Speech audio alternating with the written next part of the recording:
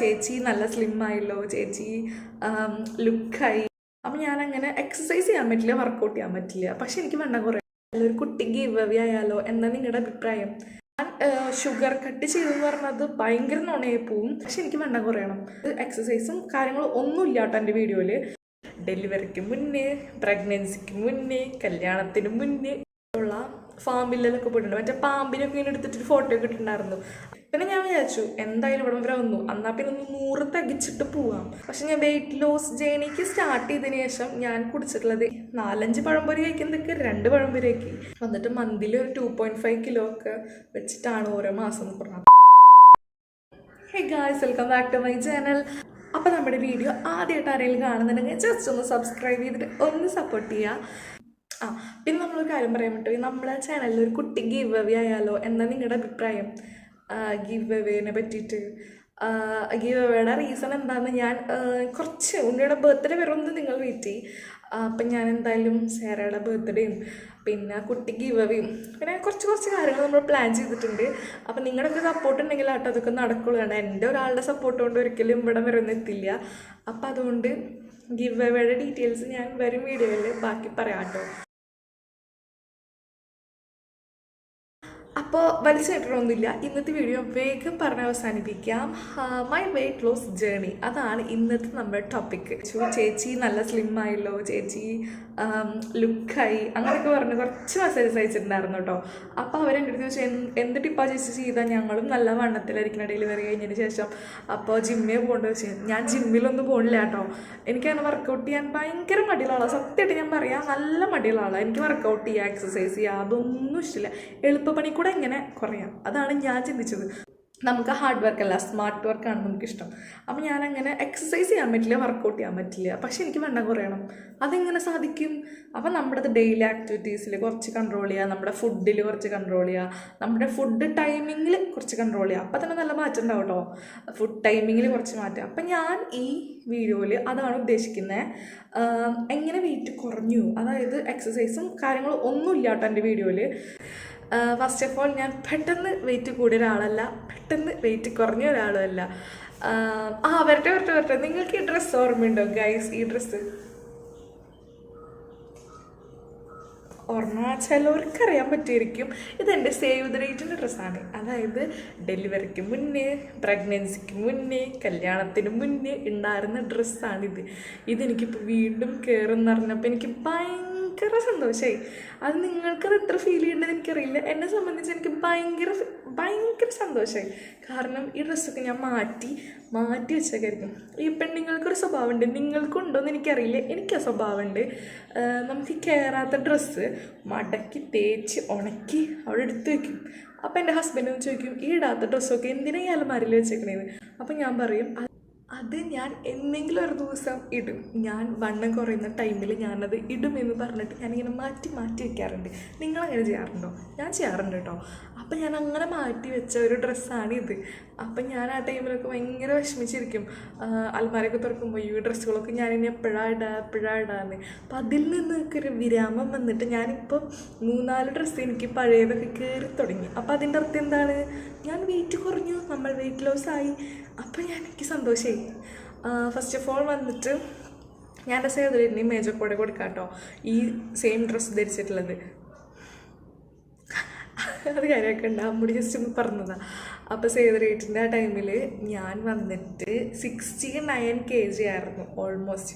കല്യാണത്തിന് ഒരാഴ്ച മുന്നെടുത്ത ഫോട്ടോയാണിത്. അപ്പം ഞാൻ 69 ആയിരുന്നു. കല്യാണത്തിൻ്റെ തലേ ദിവസം ഞാൻ പോയിട്ട് വെയിറ്റ് ചെക്ക് ചെയ്തിട്ടുണ്ടായിരുന്നു. വെയിറ്റ് ചെക്ക് ചെയ്യാൻ വേണ്ടി പോയതല്ല, അവിടെ പോയപ്പോൾ ഒരു മെഷീൻ ഉണ്ടായിരുന്നു, കയറി നിന്നു, വെയിറ്റ് ചെക്ക് ചെയ്തു. അപ്പം ഞാൻ 70 kg, ഓർത്ത് വെച്ചോട്ടോ കിലോ, 70 kg. എൻ്റെ കല്യാണത്തിന് ഇമേജ് ഞാൻ കൊടുക്കാം. ഈ കാണുന്ന ഡ്രസ്സ് ഇട്ടിട്ട് ഞാൻ നിൽക്കുന്ന ടൈമിൽ എനിക്ക് 70 kg ആയിരുന്നു. നിങ്ങൾ വിശ്വസിക്കുമെന്ന് എനിക്കറിയില്ല, ഇപ്പോൾ പ്രൂഫ് കാണിക്കാൻ എൻ്റെ കയ്യിൽ പ്രത്യേകിച്ചൊന്നുമില്ല. ഞാൻ 70 kg ഉണ്ടായിരുന്നു. ഹൈറ്റ് ഉള്ളതുകൊണ്ടായിരിക്കും വെയിറ്റ് അധികം ഫീൽ ചെയ്യാത്തതെന്നാണ് എന്നെ നേരിട്ട് കാണുന്നവർ പറയുന്നത്. ഞാൻ അത്യാവശ്യം നല്ല ഹൈറ്റ് ഉണ്ട്, അപ്പോൾ അതുകൊണ്ട് നേരിട്ട് കാണുമ്പോൾ നിങ്ങൾക്ക് അധികം വണ്ണം ഇല്ലാന്ന് തോന്നും, പക്ഷേ നല്ല വണ്ണമുണ്ട്, അതായത് വെയിറ്റ് ഉണ്ട്. 70 kg മറക്കണ്ട കേട്ടോ, 70 kg. അത് കഴിഞ്ഞിട്ട് കല്യാണം കഴിഞ്ഞിട്ട് 6 months എടുത്തു പ്രഗ്നൻസി ആവാനായിട്ട്. അപ്പോൾ കറക്റ്റ് 6 മന്തിന് ഞാൻ പ്രഗ്നൻ്റ് ആയി. നമ്മൾ ഡോക്ടറെ അടുത്ത് പോകുമ്പോൾ വീട്ടിൽ ചെക്ക് ചെയ്യുമല്ലോ, അപ്പോൾ ചെക്ക് ചെയ്തപ്പോൾ ഞാൻ 80 kg. 6 മന്ത് കൊണ്ട് ഞാൻ 10 kg കൂടി. അങ്ങനെ ഞാൻ 80 kgയിലെത്തി. ആ ഒരു ഇമേജ് ഇവിടെ കൊടുക്കാം കേട്ടോ, 80 kg. അത് കഴിഞ്ഞാൽ പിന്നെ പ്രഗ്നൻസി ഒരു 9 മന്ത് ഓൾമോസ്റ്റ് എല്ലാവർക്കും അറിയാമല്ലോ ഉണ്ടാവും. അങ്ങനെ ഞാൻ പ്രഗ്നൻ്റ് ആയിട്ട് ഡെലിവറിയുടെ അന്ന് കാലത്ത് ഞാൻ വെയിറ്റ് ചെക്ക് ചെയ്തു. അപ്പോൾ ഞാൻ ചെക്ക് ചെയ്തപ്പോൾ 93 kg. അപ്പോൾ ആലോചിക്കണം, 70, 80, 93 ആ ഒരു ഗ്രാഫ് നോക്കൂട്ടോ നിങ്ങൾ. അങ്ങനെ 93 എത്തി. നമുക്ക് ഓൾമോസ്റ്റ് അറിയാമല്ലോ, ഞാൻ പ്രഗ്നൻസിയിൽ അധികം വെയിറ്റ് ഒന്നും കൂടിയിട്ടില്ല, 13 കിലോ. അത് ആവറേജ് ആണ്, നോർമലാണ്, വെയിറ്റ് ഗെയിൻ ആണ്. 13 kg ആണ് കൂടിയിട്ടുള്ളത്.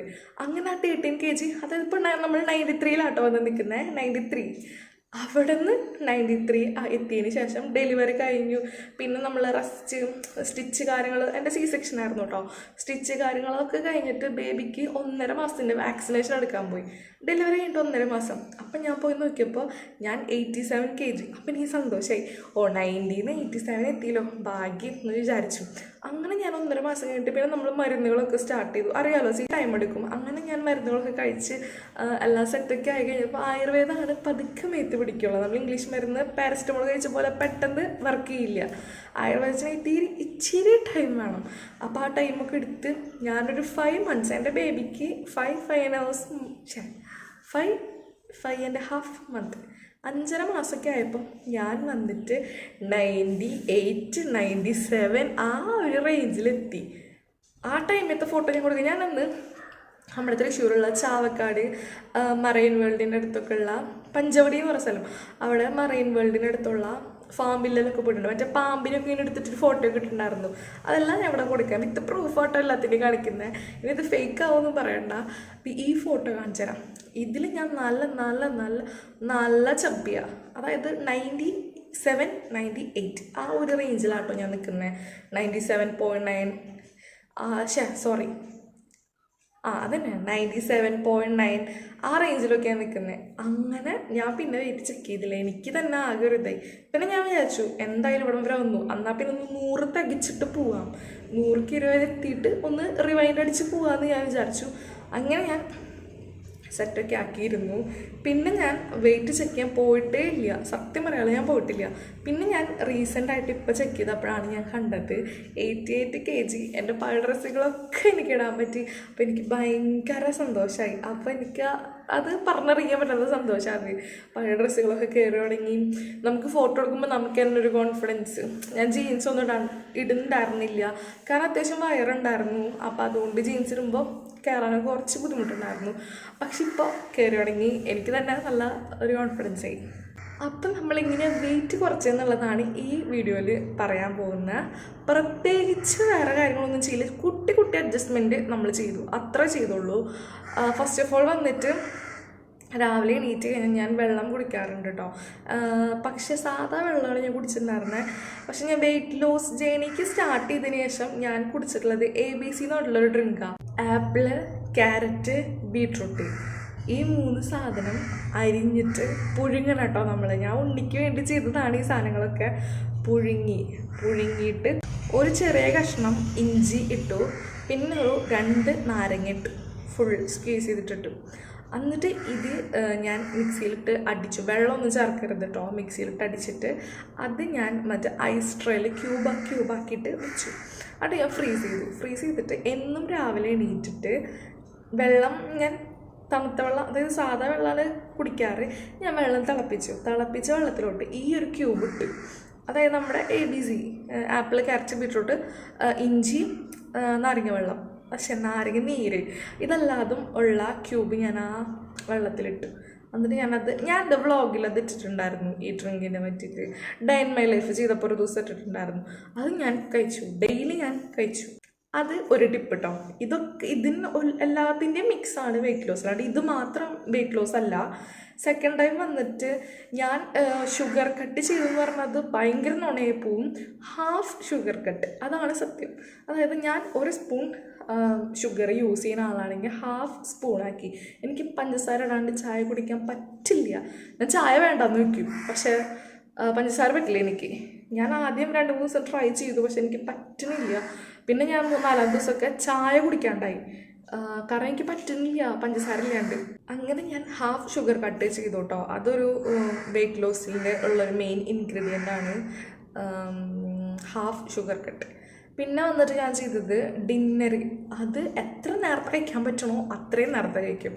ഓൾമോസ്റ്റ് ഒരു 8 അതിൻ്റെ ഉള്ളിലൊക്കെ ഡിന്നർ ക്ലോസ് ചെയ്യുക. പിന്നെ അത് കഴിഞ്ഞ് കഴിഞ്ഞാൽ വലിയ രീതിയിലൊന്നുമില്ല.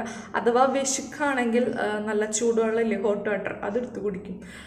മാക്സിമം അതിൻ്റെ ഉള്ളിൽ ഞാൻ ഡിന്നർ എൻ്റെ ക്ലോസ് ചെയ്യും. ഇങ്ങനെ കുട്ടി 3-4 കാര്യങ്ങളാണ് ചെയ്തിട്ടുള്ളൂ. പിന്നെ വെള്ളം നല്ല രീതി വിശക്കുമ്പോൾ വെള്ളം കുടിക്കും. അറിയാമല്ലോ, ബ്രസ്റ്റ് ഫീഡ് ചെയ്യുന്ന അമ്മമാർക്കറിയാം നല്ല വിശപ്പ് കാണും. അപ്പോൾ ആ ടൈമിൽ വിശപ്പിന് നമ്മൾ കൺട്രോൾ ചെയ്യാം. ഡ്രിങ്ക്സ് കഴിച്ചു തുടങ്ങി. ഡ്രിങ്ക്സ് എന്ന് ഉദ്ദേശിച്ചത് മറ്റേ ഡ്രിങ്ക്സ് അല്ല കേട്ടോ, വെള്ളം, ചൂടുവെള്ളം.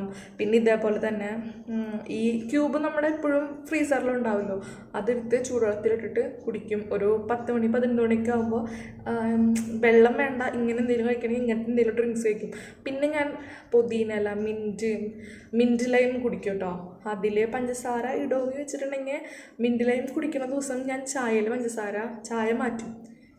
എങ്ങനെയെങ്കിലും നമ്മുടെ ശരീരത്തിൽ ഏതെങ്കിലും ഒന്ന്, ചായയിലും പഞ്ചസാര ഇടും, മിൻറ്റ് ലൈമിലും പഞ്ചസാര, അങ്ങനെയല്ല. അപ്പോൾ ഞാൻ ചായ കട്ടി അന്നത്തെ ദിവസം മിൻറ്റ് ലൈം ഉണ്ടാക്കിയിട്ട് ആ ഒരു 1/2 സ്പൂൺ പഞ്ചസാര ഈ മിൻറ്റ് ലൈമിൽ ഇട്ടിട്ട് കുടിക്കും. അങ്ങനെയാണ് ഞാൻ ചെയ്തിട്ടുള്ളത്. അപ്പോൾ രാവിലെ 1/2 സ്പൂൺ ചായ വയ്ക്കും, ഈവനിങ്ങും 1/2 സ്പൂൺ ചായ.